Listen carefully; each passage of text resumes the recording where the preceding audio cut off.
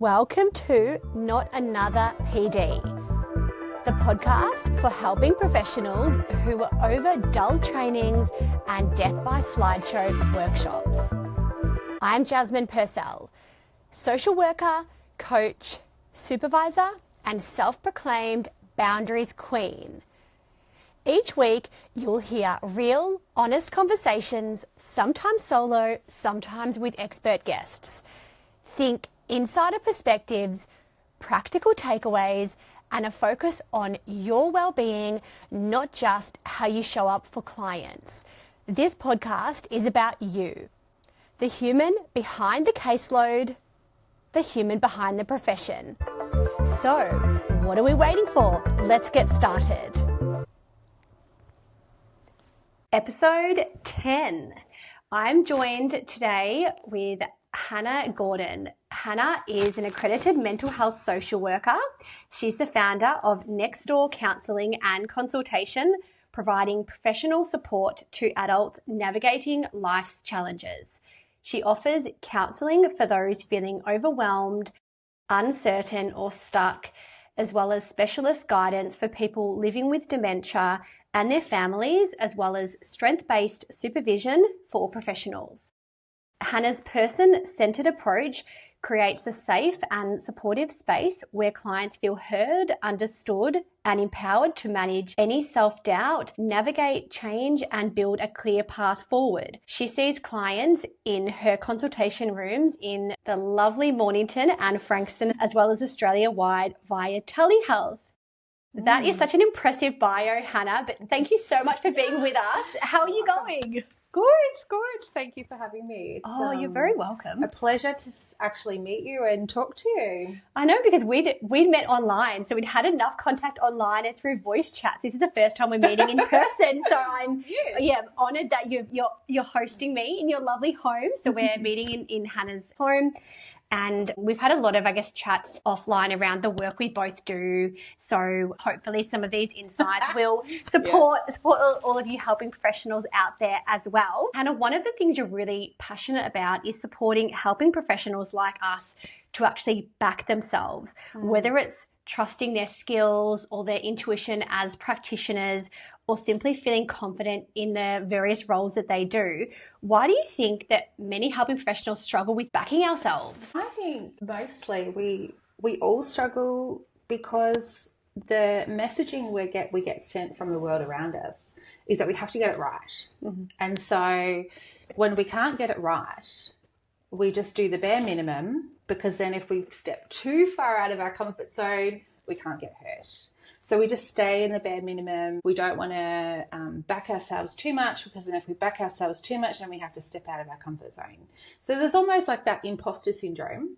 And when I'm talking to professionals all the time, imposter syndrome is much more common than what people think.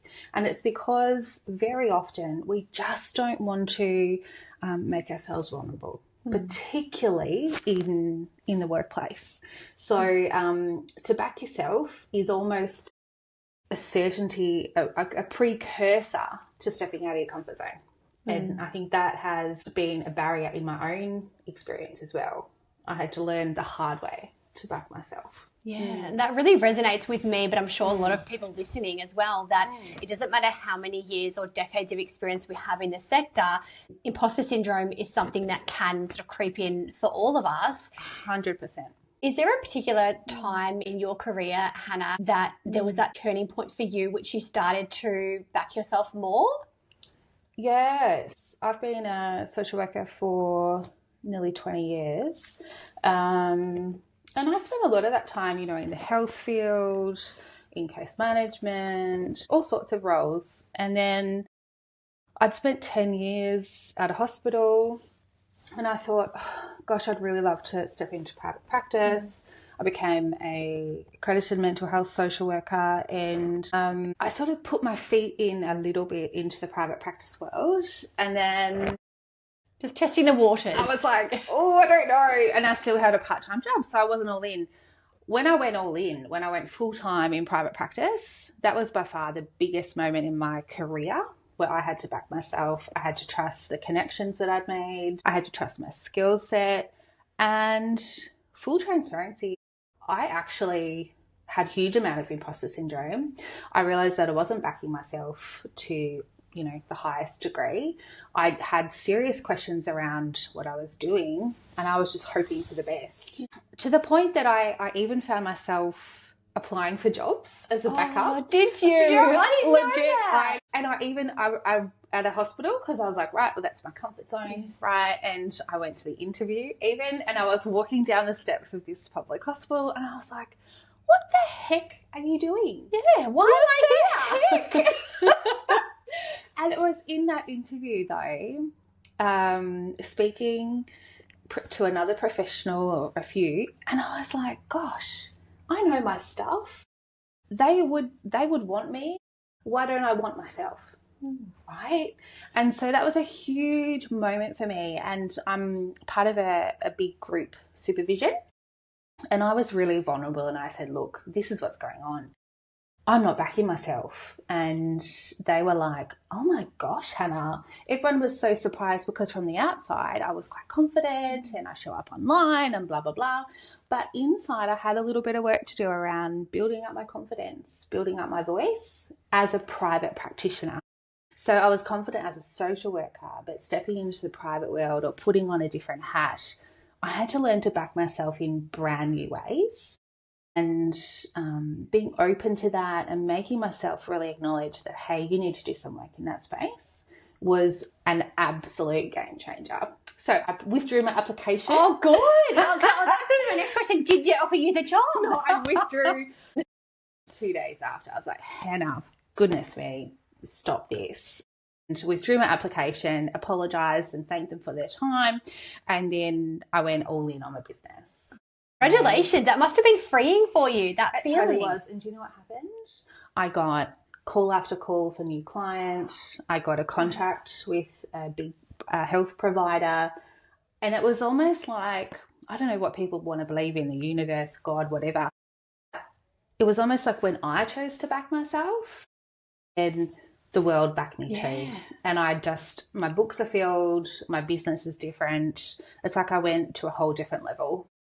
It's amazing. It's like if you surrender to the universe will provide. Yeah.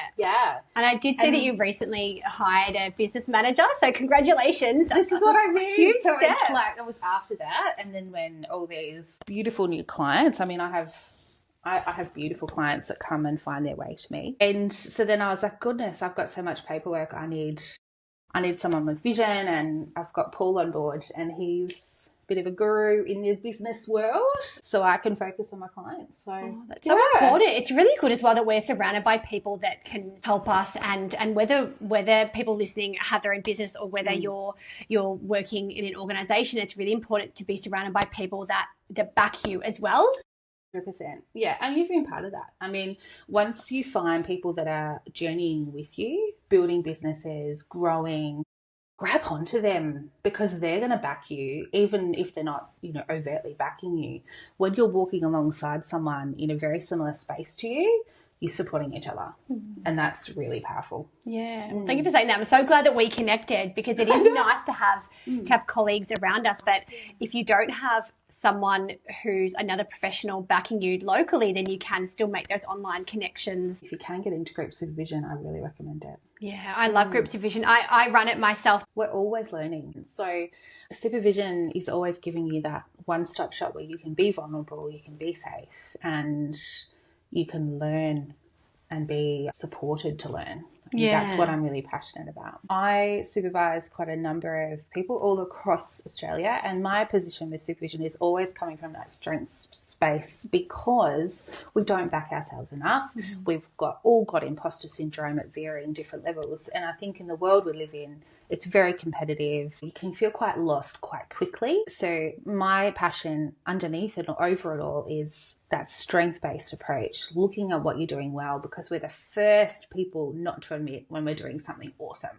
right? That's true. I think we're very modest as helping professionals, that we're quick to call out whether it's our supervisor's progress or our clients to say you're doing really well, but then we don't often turn that inward and actually acknowledge, I'm actually doing really well, because of that negativity bias that we all have, that if we think that we could have done something a little bit better, then we focus on that, as opposed to this amazing feedback we've received that says that we are actually doing well. So I think we really need to own that and own our skills.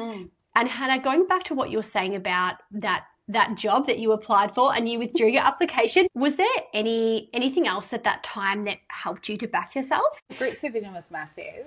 I'd also reached a point where I was like, well, I spend a lot of my time cheering for others and highlighting the strengths in their business, in them as beautiful helping professionals. But I wasn't really looking at what I was doing. So I was speaking to Paul, my business manager. He got the figures out, graphed my growth.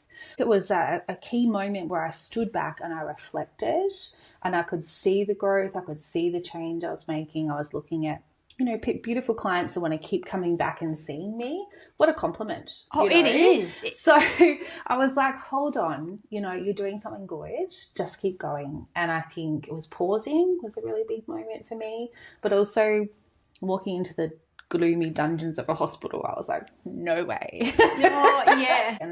And if there is any hospital social workers listening, the supervision you get within that environment is very different to the supervision you might get privately. So I'd encourage people to reach out for private supervision, for that reflective supervision, because the supervision you get in the workplace is very different to what you can get privately.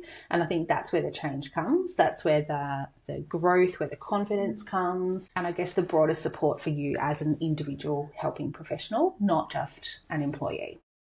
I love that. You mentioned that supervision in the workplace is very different to private supervision. Yeah.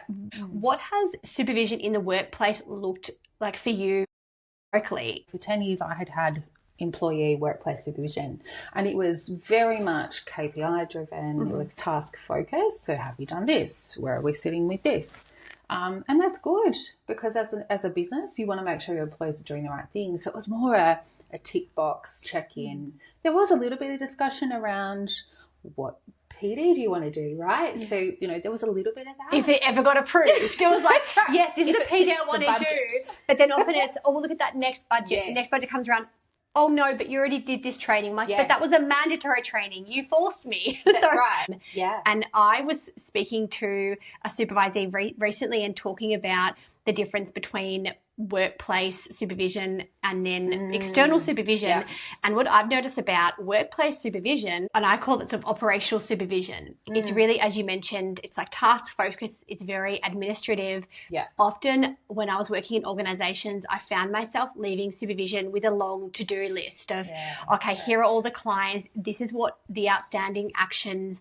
And then I didn't leave feeling like seen or heard. I often left feeling frazzled because now I have a lot of other things to do, and I found that supervision was also a space in which I was then allocated new client referrals. So I'd leave with the mental load of my existing clients, plus I've got 3 more to add on at the end of the supervision. Yeah. So I think that there's that difference in, how I felt. So I felt that kind of heaviness often leaving that supervision space, and then compared to then having external supervision.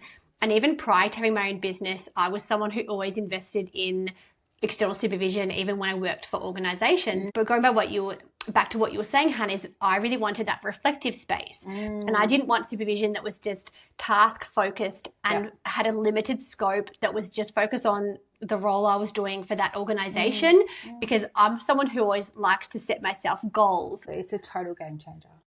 Total game changer.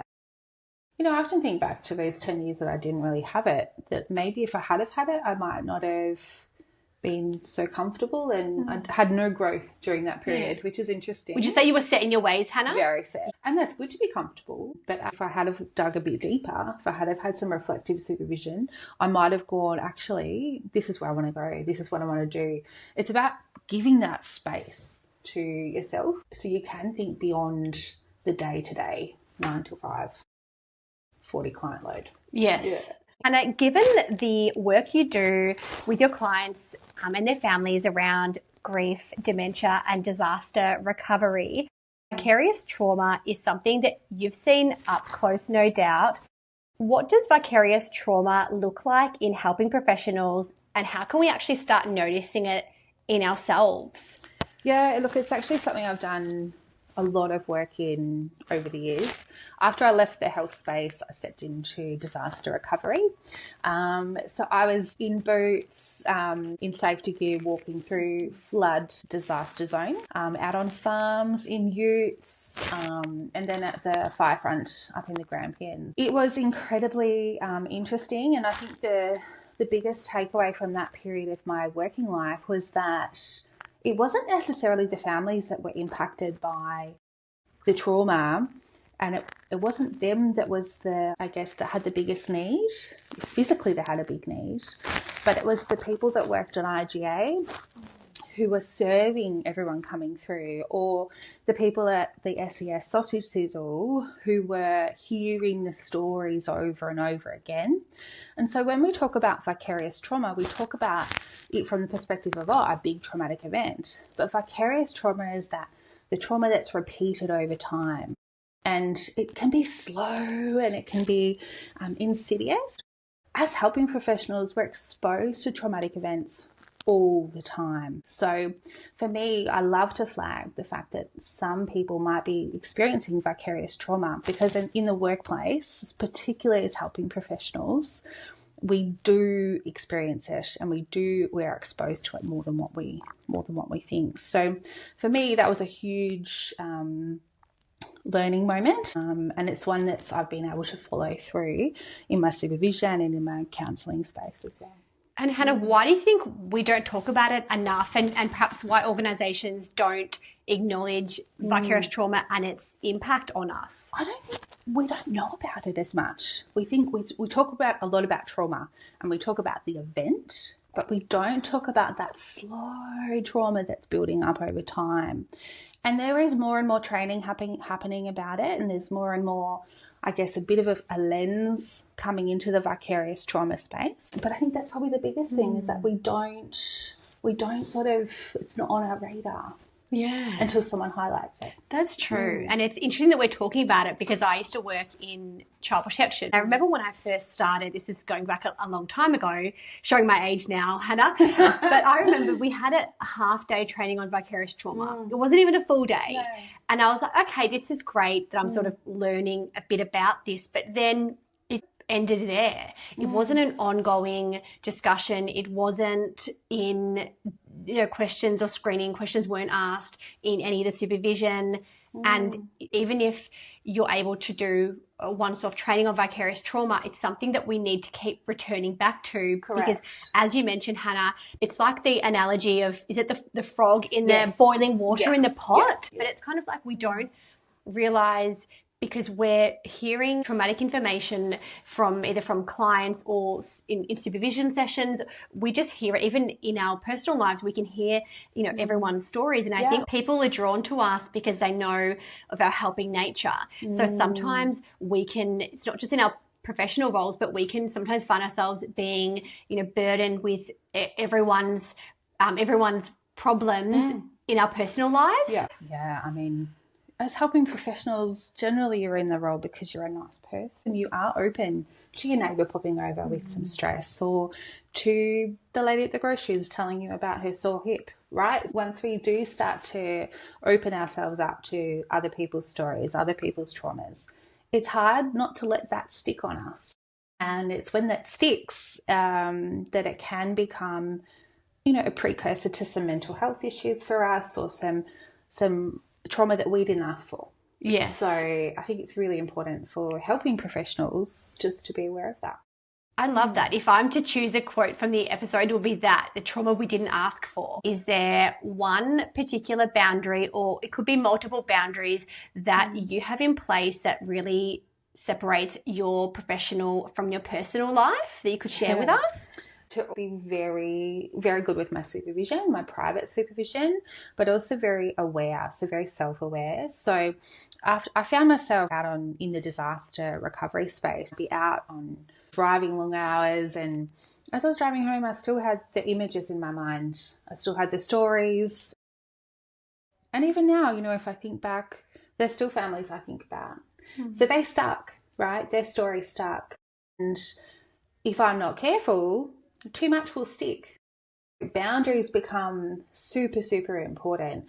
And boundaries can look as simple as like me not bringing my work phone home, me not allowing myself to have that train of thought by physically going to do something else, distracting myself. So boundaries has been a big thing to protect myself, but also utilising supervision. I've got some great supervisors that I can talk to, and they remind me to leave it at work. They remind me and check in with me. And I think having someone to check in with you, having someone to give you the space to reflect and leave it in that supervision space is an absolute game changer when it comes to working as a helping professional. And my practical boundary that I have for my own personal self is I literally, because I work from home 3 days a week and I'm in a consult room 2 days a week, but when I work from home, I carry my bag and my laptop to my office, my in-home office.